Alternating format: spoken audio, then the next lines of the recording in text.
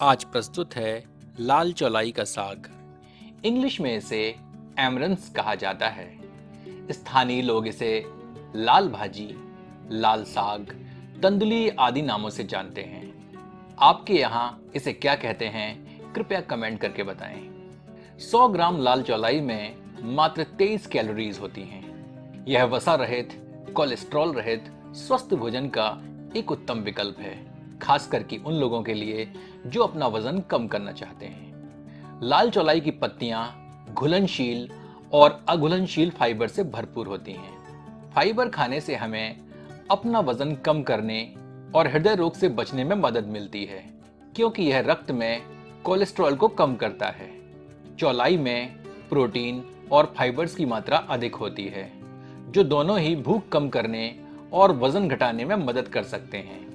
चौलाई के पत्तों में लाइसिन होता है, जो कि एक आवश्यक अमीनो एसिड है, जो ऊर्जा उत्पादन और कैल्शियम के अवशोषण के लिए आवश्यक है। यह बालों के विकास और अच्छी त्वचा को भी बढ़ावा देता है। जो लोग बालों के झड़ने और सफेद होने की समस्या से ग्रसित हैं, उन्हें चौलाई खाने से अत्यधिक लाभ होता है। इसके साथ ही साथ लाल भाजी आयरन से भरपूर होती है, जो कि खून की कमी की शिकायत को दूर करती है। लाल चौलाई खून में इंसुलिन के स्तर को नियंत्रित करती है। इसमें उपस्थित प्रोटीन इंसुलिन की मात्रा को नियंत्रित रखता है। यह भी एक कारण है कि इसको खाने से वजन कम रहता है, क्योंकि यह शुगर बढ़ने नहीं देती। लाल भाजी खाने से कैंसर का खतरा काफी हद तक कम होता है। यह अमीनो एसिड, आयरन, मैग्नीशियम और फास्फोरस से भरपूर होता है, जो कि आपकी इम्यूनिटी को बूस्ट करके कैंसर सेल से लड़ने की ताकत देते हैं। गर्भवती महिलाएं यदि लाल चौलाई का सेवन करती हैं, तो इसका असर उनके गर्भ में पल रहे शिशु के दिमाग पर पड़ता है। माना जाता है कि इससे शिशु की याददाश्त बढ़ती है। तो ऐसे अनेक लाभों से भरे होते हैं ये लाल चौलाई के पत्ते। चलिए इन्हें पकाकर एक स्वादिष्ट साग बनाते हैं। मित्रों, आपसे आग्रह है कि मेरे पर्सनल ब्लॉग, जो कि ट्रैवल, फिटनेस और हेल्दी फूड पर आधारित है, उसे सब्सक्राइब कर मुझे प्रोत्साहित करें। इस पर्सनल ब्लॉग का लिंक आपको डिस्क्रिप्शन बॉक्स में मिल जाएगा। अभी कुछ समय पहले हमने अल्मोड़ा में स्थित ज्योतिर्लिंग जागेश्वर धाम की यात्रा की थी, जो कि अपने आप में एक सुखद, अद्भुत और अविस्मरणीय अनुभव था। इस पर बने ब्लॉग में हमने धाम के संपूर्ण दर्शन का वीडियो बनाया है, जिसका लिंक आपको डिस्क्रिप्शन बॉक्स में मिल जाएगा। कृपया कमेंट करके बताएं यह आपको कैसा लगा। यहाँ हमने 1 किलोग्राम लाल चौलाई के साग के डंठल हटाकर पत्तियों को साफ पानी से 2 से 3 बार अच्छी तरह धो लिया है। इन पत्तियों को साधारणतया काट लेते हैं।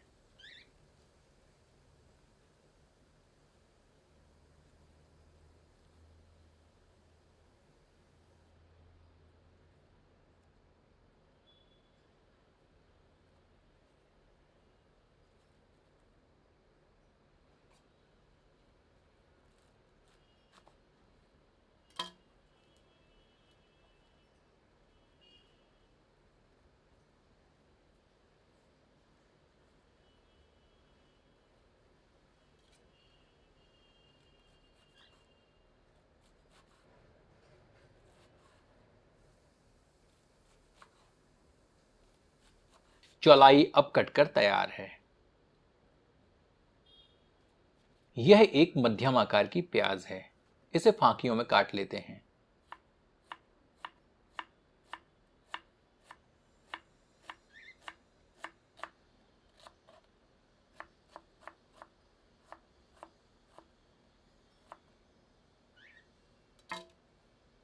यहां हमारे पास 8 से 10 छोटी छोटी हरी मिर्चें हैं। इन्हें लंबवत चीर लेते हैं। वैसे 3 से 4 बड़े आकार की हरी मिर्च ही पर्याप्त होंगी।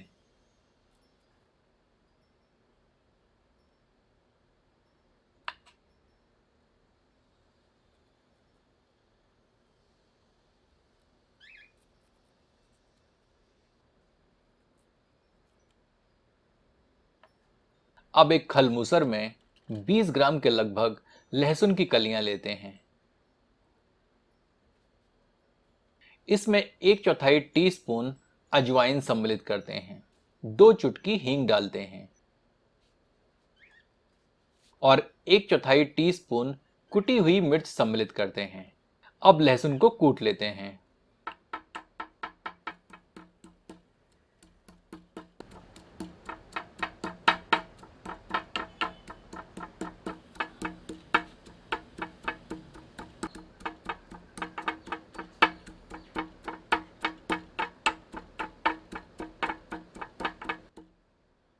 अब एक बर्तन में 1 करछी सरसों का तेल गर्म करते हैं।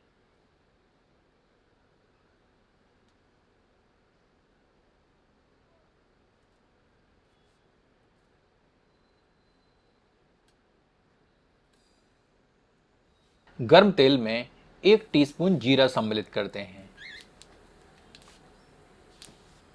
इसे कुछ क्षण भूनने के उपरांत प्याज सम्मिलित करते हैं।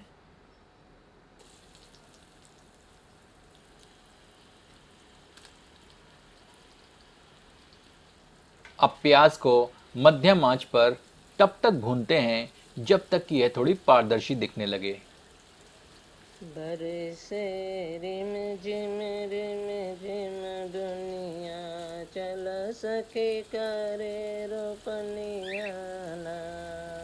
बरसे रिम झिम पनिया चल सके करे रोपनिया ना। भैया छिट ले जाके बहनिया चल सके करे रोपनिया ना।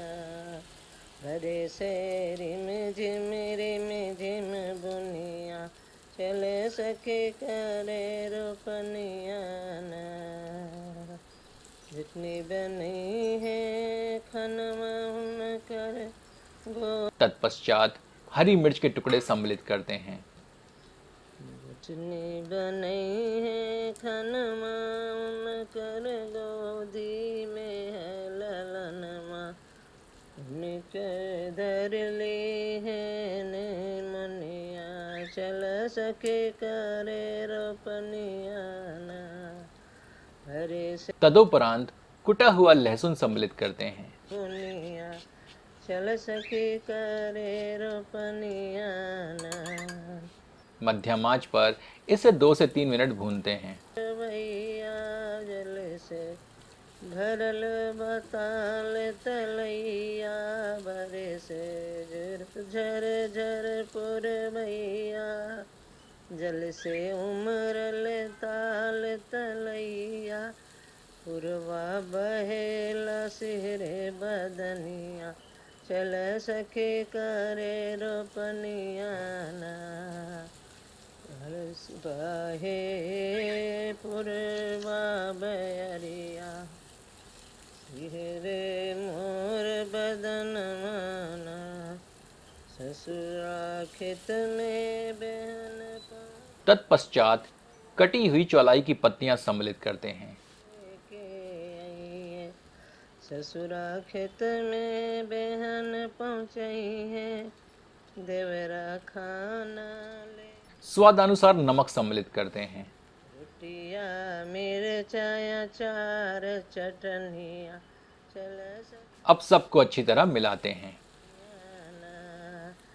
रोटिया मिर्चाया चार चटनिया चल। आंच तीव्र कर देते हैं ताकि चौलाई की पत्तियों का आयतन कम हो जाए। रिम झिम पनिया चल सके करे रोपनिया ना। भीगे चूनर हमरो तीव्र आंच पर पत्तियां जब नमक के संपर्क में आती हैं तो अपना रस छोड़ती हैं और मात्रा में यह कम दिखने लगती हैं।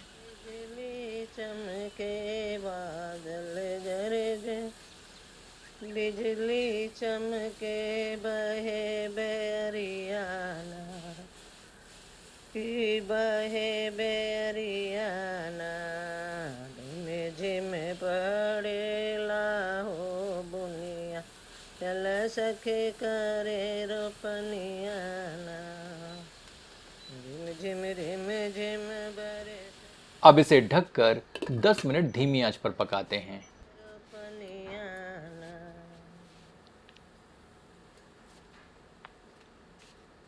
पुनः आंच तीव्र करके चौलाई को अच्छी तरह भून लेते हैं।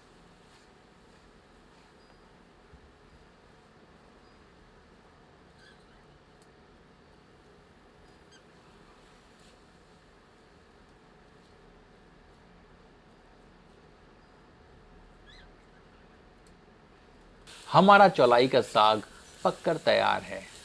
आपसे आग्रह है कि एक बार इसे इस विधि से बनाकर अपना अनुभव हमसे साझा करें।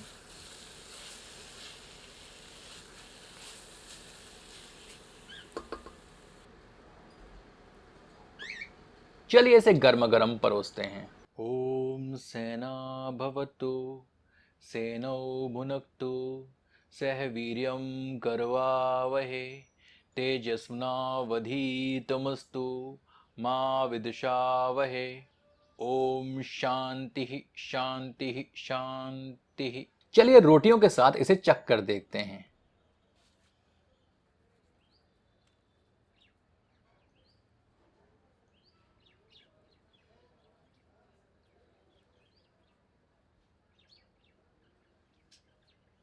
वाह, अत्यंत स्वादिष्ट। इसका हर कौर शहर से गांव तक एक काल्पनिक उड़ान भरता है। तो आनंद लीजिए चौलाई का साग अपनों के साथ। यदि आपको यह प्रस्तुति पसंद आई हो तो कृपया इसे अपनों के समक्ष साझा करें। धन्यवाद।